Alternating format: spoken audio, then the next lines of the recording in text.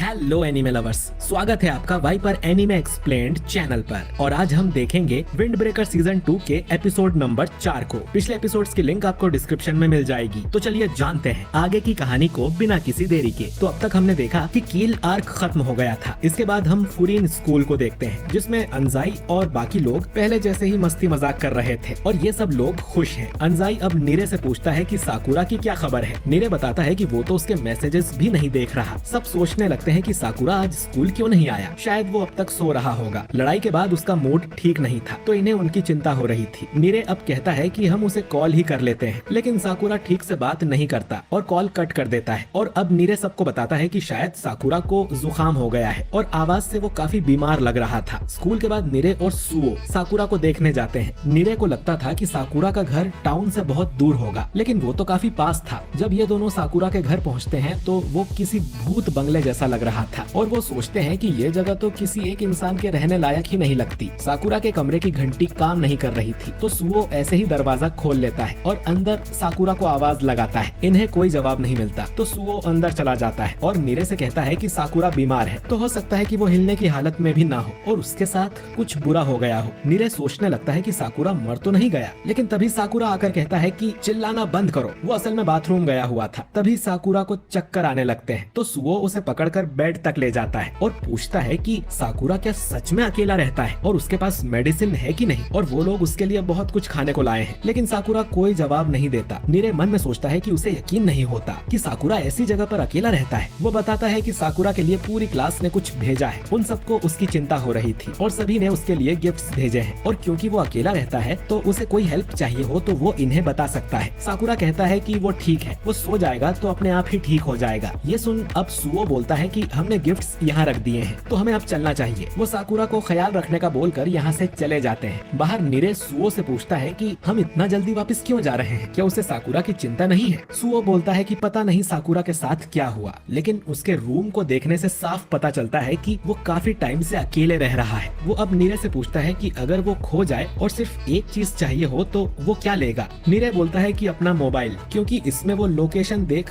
कहीं भी जा सकता है। सुओ बोलता है कि क्योंकि तुम्हें मोबाइल यूज करना आता है, लेकिन जब वो मुसीबत में हो और उसे कोई चीज दी जाए जो उसे इस्तेमाल करना ही नहीं आती तो मुसीबत और बढ़ जाएगी। साकुरा के लिए मोबाइल और दोस्त तो जैसे एग्जिस्ट ही नहीं करते, तो यूज करना तो दूर की बात है और उसे दोस्ती का मतलब भी नहीं पता है, तो हमें उसे अकेला ही छोड़ देना चाहिए, वरना वो और भी बीमार हो जाएगा। अगर वो कल स्कूल में नहीं आया तो हम फिर से उसे देखने आएंगे। नीरे सुओ की बात समझ जाता है, पर फिर भी वो साकुरा को बताना चाहता था कि उसके भी दोस्त हैं जिन पर वो भरोसा कर सकता है, जो मुसीबत के समय उसकी मदद कर सकते हैं। उसने साकुरा से प्रॉमिस भी किया था कि वो उसे टॉप पर ले जाने का रास्ता दिखाएगा, लेकिन साकुरा तो हमेशा अपना ही रास्ता बनाता है, तो नीरे जितना हो सके उतनी उसकी हेल्प करना चाहता है। तभी इनके पास एक लड़की आ जाती है। इधर साकुरा देखता है कि बोतल में पानी खत्म हो गया था, तो वो उन बैग्स को देखने लगता है जो नीरे और सुओ उसके लिए लाए थे। उसमें ढेर सारी चीजें थी, जो देख साकुरा इमोशनल हो जाता है। वो याद करता है कि उसने हमेशा खुद का ख्याल रखा है और दुनिया ऐसे ही चलती है, लेकिन उसे अब भी यकीन नहीं होता कि अपने साथियों को पिटता हुआ देखने से वो फ्रीज हो गया था। तभी उसे आवाज आती है कि कोई उसके घर में घुस आया है। ये कोतोहा थी, जो उसके लिए गर्मा गर्म खाना बनाकर लाई थी और कुछ मेडिसिन भी। इसके बाद वो साकुरा को बोलने लगती है कि उसने अपने कमरे का बिल्कुल भी ध्यान नहीं रखा है, खिड़की पर पर्दे नहीं है और ज्यादा सामान भी नहीं है। उसे रास्ते में सुओ और नीरे मिल गए थे और उसी से उन्हें पता चला कि साकुरा बीमार है। तुम्हारी कल लड़ाई हुई थी ना, शायद इसीलिए तुम बीमार हो गए। साकुरा कहता है कि ऐसा नहीं है, तो कोतोहा उसका मजाक उड़ाते हुए कहती है कि तुम्हें स्ट्रेस हो रहा था क्या कि तुम अपने दोस्तों को पसंद करते हो। जो सुन साकुरा गुस्सा हो जाता है कि तुम्हें किसने बताया। कोतोहा बोलती है कि उमेमिया ने। साकुरा अब भी मानने को तैयार नहीं था कि ऐसा कुछ है। कोतोहा बोलती है कि तुम अपने दोस्तों की मदद क्यों नहीं लेते, जिस पर साकुरा कहता है कि मैं अकेले ही सब कुछ हैंडल कर सकता हूँ। कोतोहा अब उसका खाने का बाउल छीन लेती है और पूछती है कि तुम्हें यह बनाना भी आता है, तुम्हें बस सारे इंग्रेडिएंट्स को कढ़ाई में डालना है, लेकिन तुम्हारे पास कढ़ाई क्या, गैस स्टोव भी नहीं है। नीरे और बाकी लोग तुम्हारे लिए इतना कुछ लेकर आए हैं और वो भी उसके लिए गर्म खाना लेकर आई है। साकुरा बोलता है कि वो खुद का खाना खरीद सकता है। कोतोहा कहती है कि भले ही तुम अकेला सब कर लेते, लेकिन क्योंकि बाकी लोगों ने तुम्हारा काम आधा कर दिया है तो तुम ठीक होने पर ज्यादा फोकस कर सकते हो। साकुरा अब वापस खाना खाने लगता है और कोतोहा कहती है कि दूसरों के भरोसे बैठना शुरू में थोड़ा डरावना लग सकता है। अगली सुबह तक साकुरा बिल्कुल ठीक हो जाता है और स्कूल जाकर पहले वो काजी से मिलता है। वो उससे कुछ पूछना चाह रहा था, लेकिन काजी की पूरी क्लास उनकी बातें सुनने आ जाती है, तो काजी और साकुरा किसी दूसरी जगह चले जाते हैं। साकुरा पूछता है कि कील से लड़ाई के समय उसे लगा था कि वो अकेले सब संभाल सकता है, लेकिन ऐसा नहीं था। था और आखिर में तुम लोगों को हेल्प करने आना पड़ा। लेकिन काजी तो अपने वाइस कैप्टन के भरोसे सब छोड़कर ऊपर लीडर से लड़ने चला गया था और अब भी वो उनके भरोसे क्लास छोड़ के आया है। तो साकुरा ऐसा कैसे कर सकता है? काजी अब एक कॉफी की बोतल निकाल के साकुरा को देता है और फिर स्कूल की छत पर आ जाता है और बताने लगता है कि वो दूसरों पर इतना भरोसा कैसे कर पाता है, क्योंकि वो अकेले सब कुछ नहीं कर सकता। साकुरा बोलता है कि इसका तो मतलब है कि तुम कमजोर हो, मैं ऐसा नहीं कर सकता। काजी अब उसके हाथ से बोतल छुड़ा लेता है और उस पे ग्रीन टी का लेबल लगा देता है और बोलता है कि इस पर ग्रीन टी लिखा है लेकिन अंदर से कॉफी है। लेबल बदल देने से अंदर की सच्चाई नहीं बदल जाती। अंदर से तुम जानते हो कि तुम सब कुछ नहीं कर सकते और तुम्हें दूसरों की जरूरत है, लेकिन तुम उनकी मदद नहीं लेते क्योंकि तुम डरते हो कि लोग तुम्हें कमजोर कहेंगे। साकुरा अब सोचने लगता है कि उसे तो समाज ने दुत्कार दिया था, उसे फर्क नहीं पड़ना चाहिए कि कोई उसके बारे में क्या सोचता है। उन्होंने देखा है कि मैं कितना अच्छा फाइटर हूँ और मुझे ग्रेट कैप्टन बनाया है, लेकिन मैं उनकी उम्मीदों पर खरा नहीं उतरा। काजी बोलता है कि पता नहीं तुम खुद के बारे में क्या सोचते हो, लेकिन सबको पता है कि तुम एक बहुत बड़े डरपोक हो। जो सुन साकुरा चौंक जाता है कि लोगों को ये कैसे पता चल गया। काजी कहता है कि तुम ऐसे गला फाड़ के बार बार चिल्लाते रहोगे तो कोई क्या समझेगा, जैसे कुत्ते और बिल्ली हमें देखकर चिल्लाते हैं क्योंकि वो डर जाते हैं। काजी अब बोलता है कि उसने सुना है कि इस छत पर भूत आते रहते हैं। एक लड़का यहाँ रात को आया था, उसने वहाँ कोने में एक औरत को खड़े देखा था जिसने एक वन पीस ड्रेस पहनी थी, लेकिन जब वो उसे अगले दिन चेक करने आए तो देखा कि एक प्लास्टिक बैग एक डंडे में अटक गया था। साकुरा बोलता है कि उसे लगा होगा कि वो भूत है और फालतू में डर गया। काजी कहता है कि सही कहा, तुम्हें लगा कि लोग तुम्हें पसंद नहीं करते और तुम फालतू में डर गए। किसी को नहीं पता कि कोई तुम्हारे बारे में क्या सोच रहा है, लेकिन तुम्हारे दोस्त ये जानने के बाद भी कि तुम डरपोक हो तुम्हारे साथ खड़े हैं। उन्हें इससे मतलब नहीं कि तुम क्या कर सकते हो, उन्हें सिर्फ तुमसे मतलब है। तो उसे भी उन लोगों पर भरोसा करना होगा। तभी उमेमिया पीछे से ताली बजाने लगता है क्योंकि वो और हिरागी कब से यहीं खड़े थे। उमेमिया कहता है कि क्या स्पीच दी है काजी, मजा आ गया, तुम तो बहुत बड़े हो गए। और ये देख काजी शर्म से सफेद हो जाता है और उमेमिया अपना मुंह बंद ही नहीं कर रहा था तो काजी उसके मुंह पर एक जोरदार मुक्का जड़ देता है और फिर यहाँ से भाग जाता है क्योंकि उसने बोफुरीन के लीडर को जो मारा है। उमेमिया फिर से बोलता है कि काजी तो बहुत बड़ा हो गया है, क्या जोरदार पंच मारा उसने। हिरागी कहता है कि तुम्हें एक लात भी पड़नी चाहिए थी। उमेमिया अब साकुरा से पूछता है कि काजी की बात सुनने के बाद तुम्हें क्या लगता है? ऐसी कई चीजें हैं जो मैं भी नहीं कर सकता, लेकिन मैं डरता नहीं हूँ क्योंकि मैं जानता हूँ कि बोफुरीन में सब उसे अपना लेंगे चाहे कुछ हो जाए, और अगर कोई और किसी काम में फेल हो जाए तो भी ये उसे पसंद करते हैं। हमें एक दूसरे पर डिपेंड रहना चाहिए, एक दूसरे को माफ करो और हमेशा साथ रहो। इसलिए तुम भी अपने दोस्तों पर बिलीव करो। साकुरा को अब सारी बात समझ आ जाती है। उमेमिया हिरागी की तारीफ करता है कि काजी तो अब बहुत समझदार हो गया है और हम देखते हैं कि एक बार हिरागी ऐसे ही काजी को छत पे लेके आया था उसे समझाने के लिए और उसके पास भी कॉफी की बोतल थी और यही टेक्निक काजी ने साकुरा पर अपनाई और ये एपिसोड